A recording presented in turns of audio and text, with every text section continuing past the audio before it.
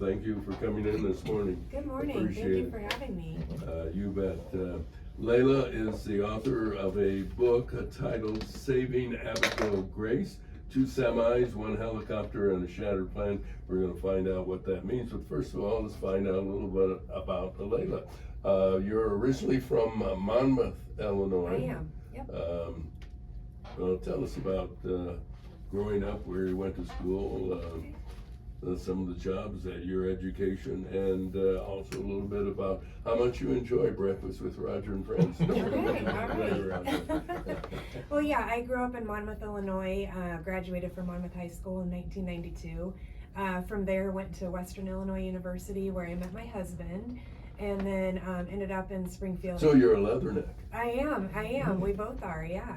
Kind of sad to see what's going on down there right now, but yeah, and then I ended up at UIS in Springfield. University of Illinois, Springfield. A grandson graduated from there. Great school, love nice it. campus Had a too. great, What was your major? You're not going to believe this, environmental studies. Environmental studies.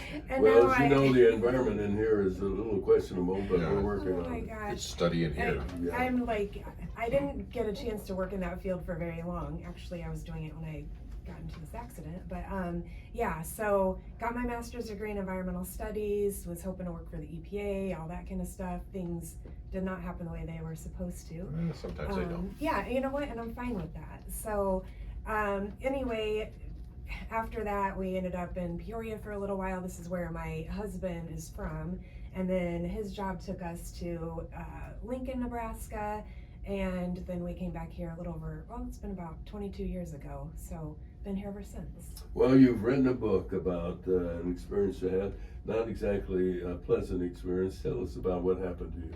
So the story is, it's a mother's story of transforming pain into purpose, and thank you for that. You're very welcome. I love my pink microphone. Yes, this is amazing. Well, we wanted You were to very be, prepared. we wanted to be in style and in fashion. I love We it. coordinate here. So yeah, I was, my husband and I, we ended up in Lincoln, Nebraska for his job. This was back in 2002, I guess. And had our son. He was about 2.5 at the time. I was pregnant with my daughter Abby, and I was working for the USDA at that time, and that was about the last time that I really got to work in my field. But yeah, you can see by the cover that I was in a pretty horrific car accident with 2 semis, and came out, you know, I think I was sitting in the only place in the car that somebody could have survived. So my daughter was born as a result of that accident that day. You were pregnant at the time? Yes, yeah. I was 32 weeks pregnant. She was born 8 weeks early that day with lots of trauma. So skull fracture, brain bleed, and then, so the story really is just about, you know, over the last 22 years of our lives, what my family and I have endured, and how we came out on the other side pretty good, I'd say. I mean, my daughter's a senior at ISU, going into special education herself, and we're doing great. But I think that it's an inspirational story. It talks a little bit about, you know, how you've got to have a sense of humor. I mean, I have faith. This is also kind of a faith-based book. Good. That really helped, because I just don't know how, if you don't have faith and don't know that there's a purpose for all of the pain that you go through, how in the world do you get through it? You know, I mean, it was a dire situation for a lot of years, and it just is about, hey, you know what, you just take every day as it comes, you make the most of it. I swear, every time we thought that we're on the other side of things, we would get blindsided again. There were plenty of times where I was like, okay, what gives?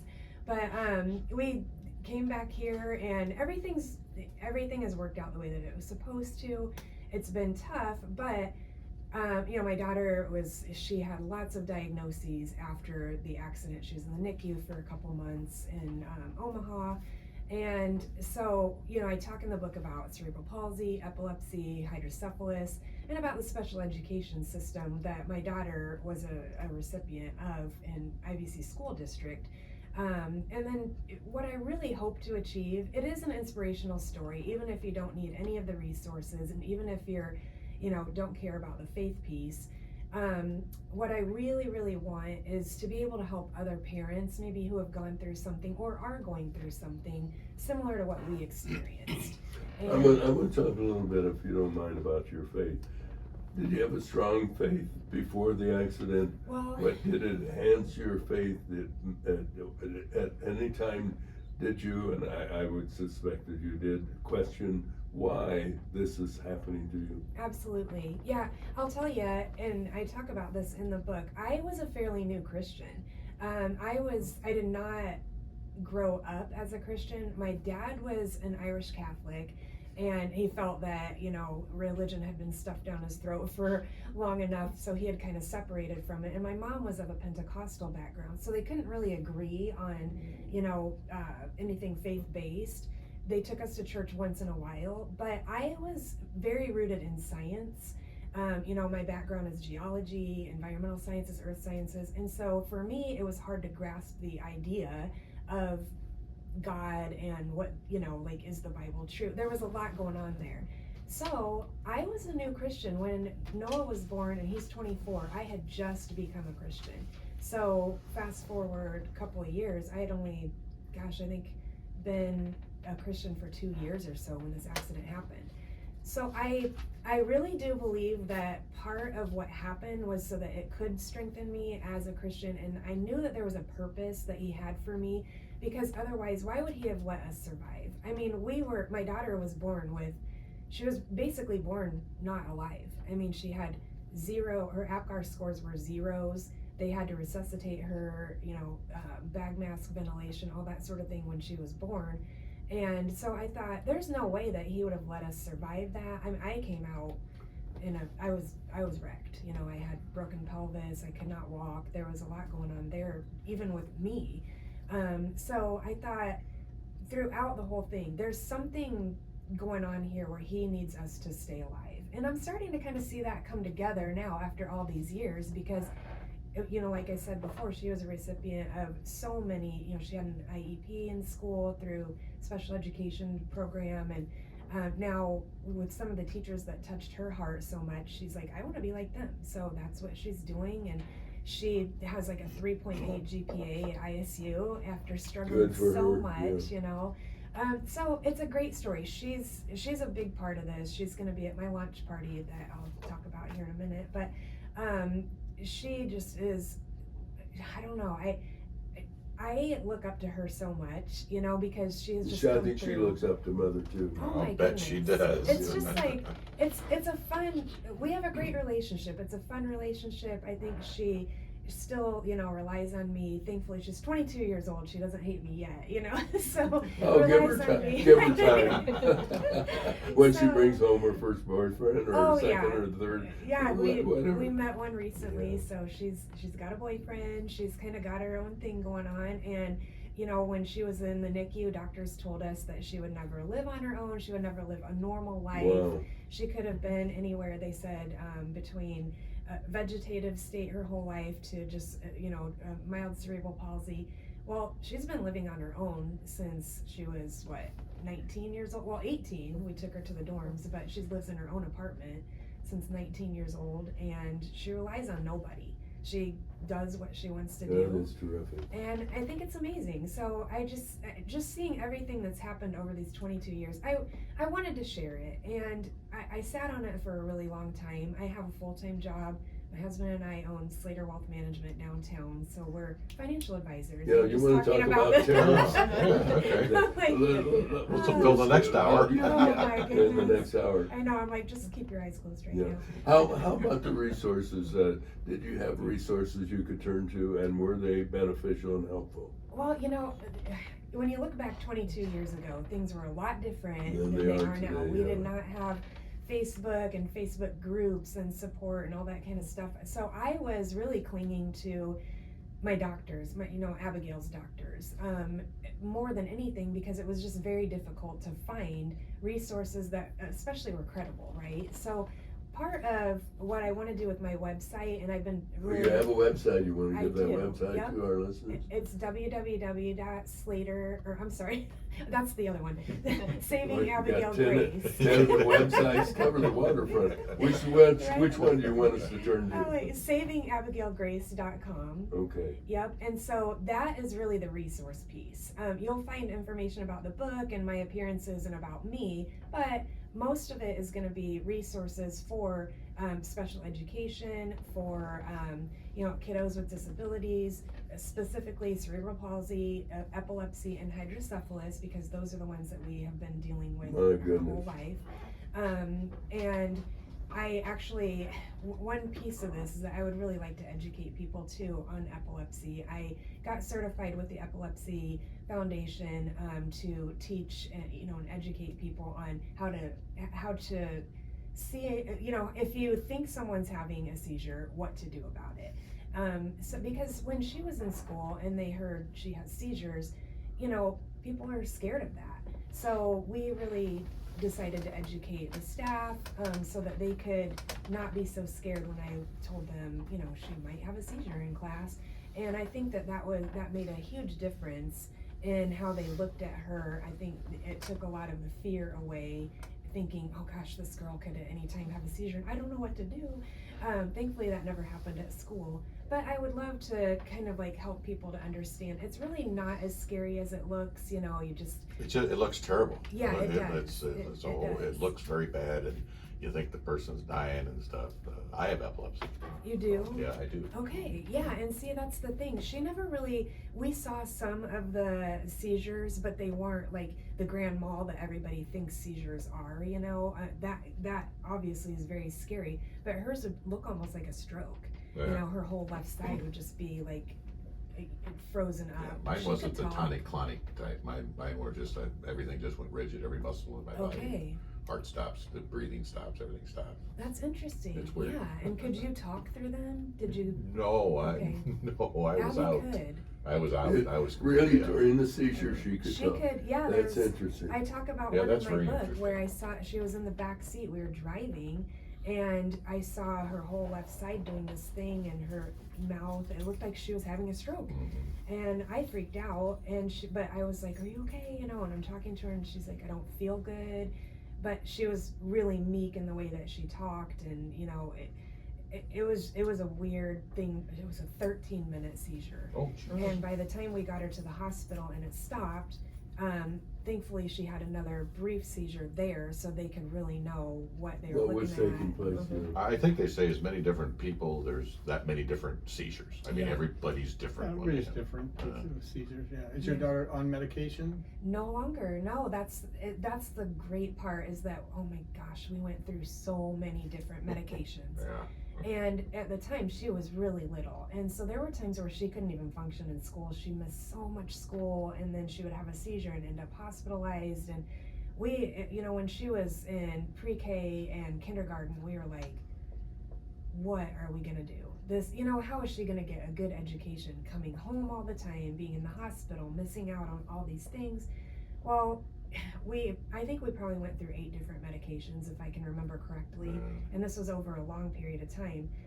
She finally gets, to the point where she's, doesn't have to worry about seizures anymore. And then once she was once she hadn't had a seizure for so many years, they decided, let's take her off the medication. Let's see what happens. And she's been non-medicated and seizure-free for over a decade. That seems unusual. Would that be unusual? I've heard stories. My wife Not had so seizures. much. They do grow out of it. Exactly, I mean, that's how you term it, but yes, a lot of childhood seizures seem to resolve as they get into adulthood, not so consistently with traumatic brain injury seizures. That can be very unpredictable. But there are also seizures that occur later in life in people who've never had seizures before, related to degenerative changes, circulatory changes, stroke, and so forth. So yeah, there's just lots of variables. Yeah, and the thing is, it's like you said, there are so many different seizures, and I think epilepsy is a very, very difficult thing to treat because there are also so many different medications, and hers were more generalized. So when you, like on the cover, this is really neat. This is an EEG readout, all these squiggly lines. This is one of her EEG readouts that I have. And During a seizure? Yes. Okay. Cool. Well, and the part is that the seizure part is not on here, but you see these like big, but the photo is in here, because she ended up at Cleveland Clinic for a 3-day trial where she was hooked up for 3 days to the EEG when she was real little. So that was that was fun. You know, just taking her to the bathroom. It's like she's hooked up to every machine, and but we got a lot of clarity because they could see, because she also was going through nocturnal enuresis where she, you know, we're like, okay, is she wetting the bed when she has seizures or what's going on here? So we had a lot of questions, and Cleveland Clinic was amazing. So we just learned so much about epilepsy, and I'm like, no wonder it's so hard to treat these folks that suffer from epilepsy, because everybody's different, you know. So the thing about her brain is that when she had a skull fracture when she was, you know, I basically, even though my airbags were deployed, somehow she got the brunt of the steering wheel. Really? Yeah, and so she had a skull fracture and some significant brain bleeds, and so. How old was she at the time? This was in utero, yeah.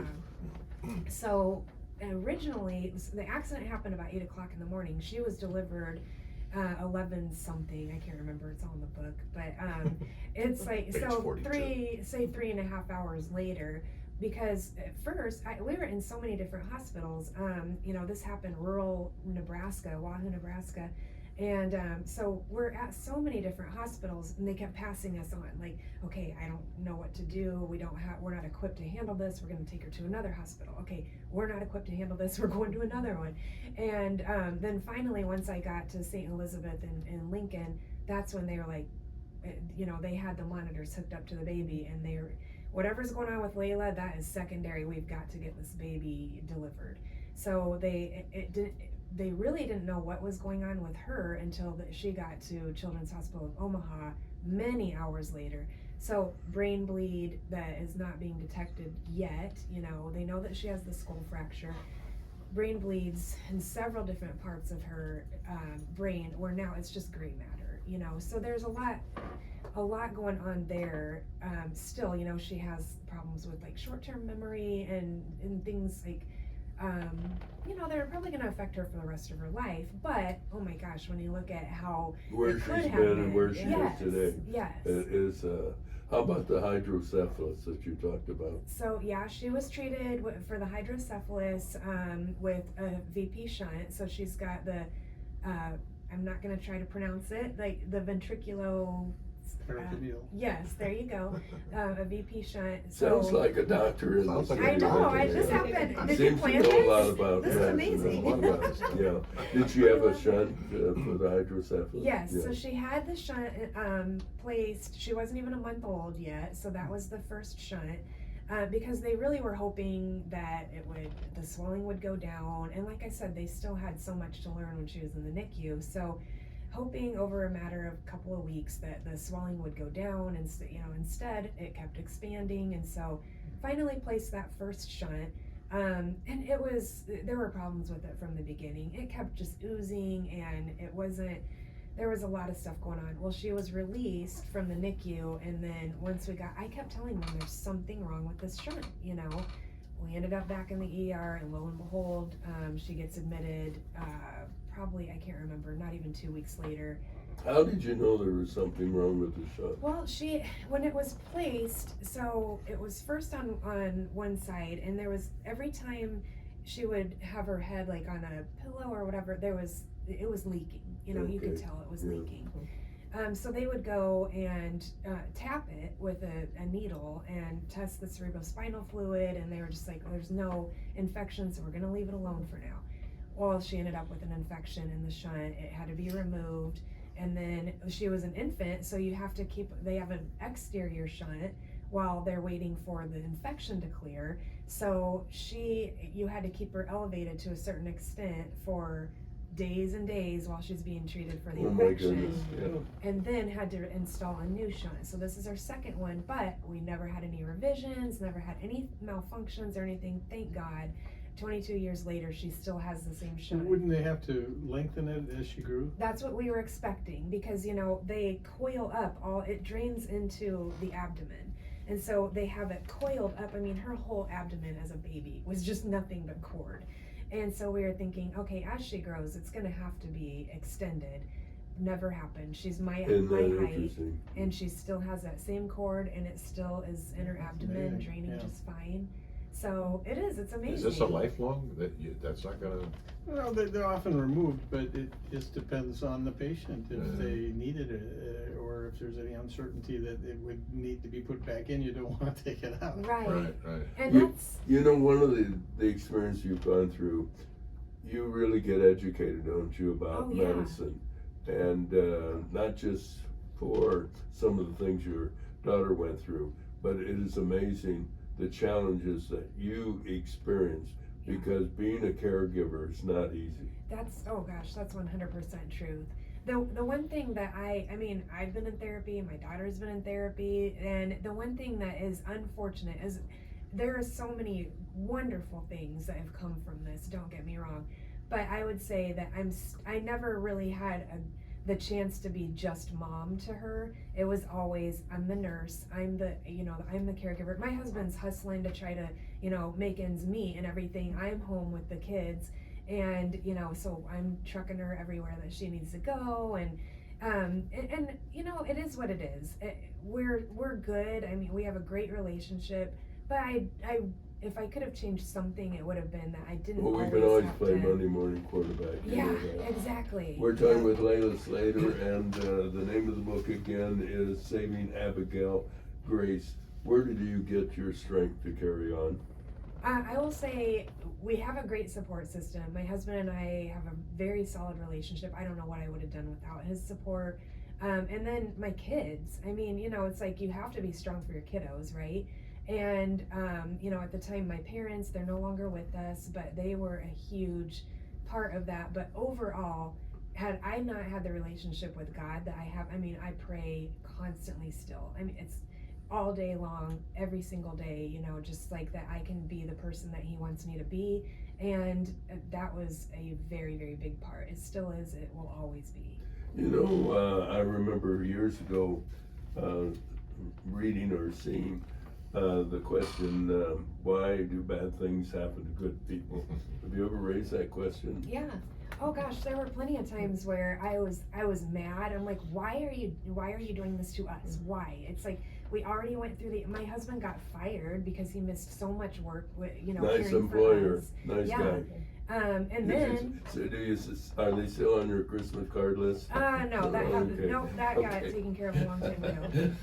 But yeah, and they're a big corporation, and so yeah, he was fired, and then got denied unemployment. So we had, I was working for the federal government. I think I was making like $25,000, and I'm like, we can't do this. So we just kept getting attacked.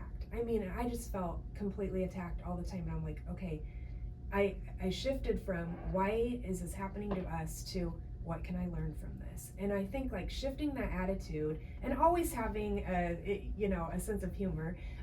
Well, that helps. Yeah, it does, because we made light of a lot of things, and people around us would be like, I don't know, a lot of people would have gotten divorced over this, but somehow you guys are even better than you were, because we just like to add fun to it. It's like, okay, what else? You must really think a lot of me if you think I'm this strong. But that was, yeah, so I shifted that attitude and instead of saying, why me?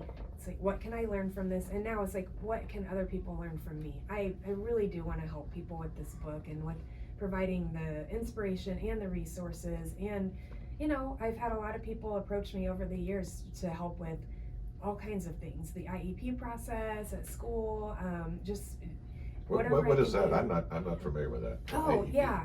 What's It's that mean? individualized education plan. Okay. And so what happens when the kiddos that they seem might be struggling in some way at school, they will evaluate them in a lot of different areas. And so physical therapy, occupational therapy, speech therapy, she received all of those. And then they devise a plan called an IEP, which basically says, okay, these are all the areas in which, your student is kind of like suffering, so to speak. So they might have a learning disability, kids with ADHD, lots of different diagnoses would qualify to be, evaluated, and then whatever they find, then they will devise an IEP. And that plan is your saving grace, really. It's like you have all your accommodations. So Abigail had a lot of accommodations, and she learned how to be her own self-advocate after a number of years. Once she got into a different school in high school, there were a few teachers that didn't really agree with her accommodations and would say it was cheating or whatever, and she's like, no, this is legal, you have to do this. There are requirements, yeah, exactly right. Yep. Been there, done that. How can we get your book? Okay, so it will drop officially on Tuesday, April 8th. Where are they dropping it from? And so this is How high? I know, right? So what I'm trying to do is make it available locally in local bookstores, because I am very much, I like to shop local, shop small. So we're trying to make it available to all the local bookstores, but I know this is like a curse word these days. Amazon, I can't help it. You have to play the game. You gotta play. So we get it. Amazon, well, you can find it there in ebook form, paperback form, and hardcover starting Tuesday, basically at midnight. And then it'll be on my website. I'll have links.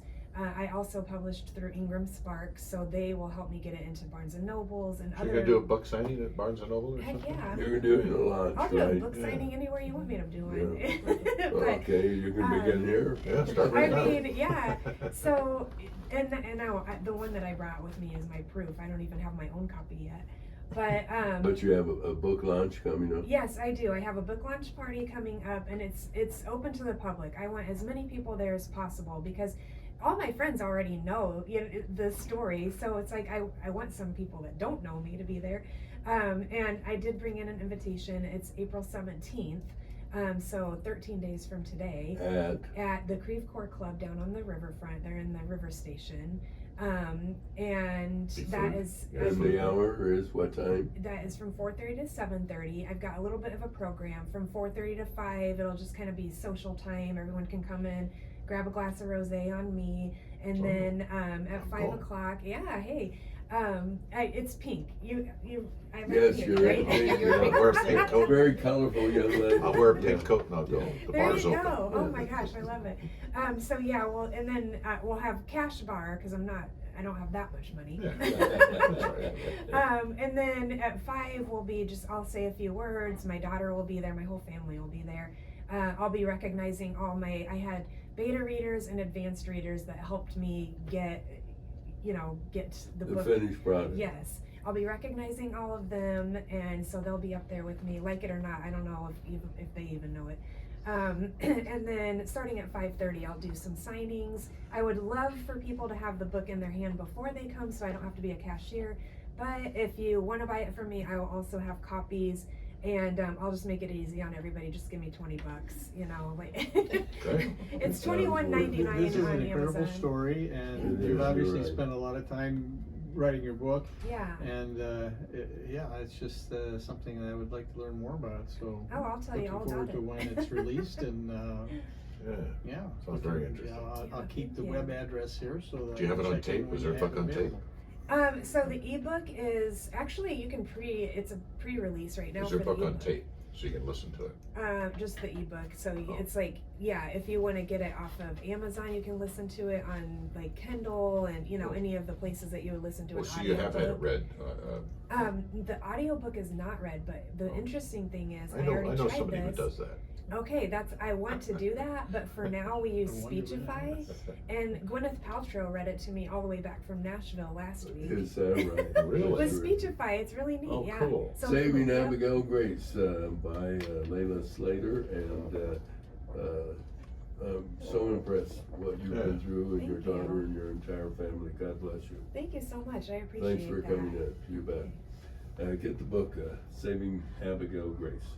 News, weather, sports coming up next. You're having breakfast with Roger and friends on WAZU FM 90.7. So happy you could join us, so stay tuned. This is for you guys. Thanks for coming in, well Thank you for done. having me. This was Very so good. fun, you guys. Very Great good. to meet you. I will see know you. I've I'll seen see you there. before. I'll try to come over. Yes, please do. Please do. And a pleasant good morning, everybody. And it is a cloudy morning. We have the weather coming up on this Friday, the 4th day of April. And our weather brought to you by Advanced Medical Transport of Central Illinois since 1990.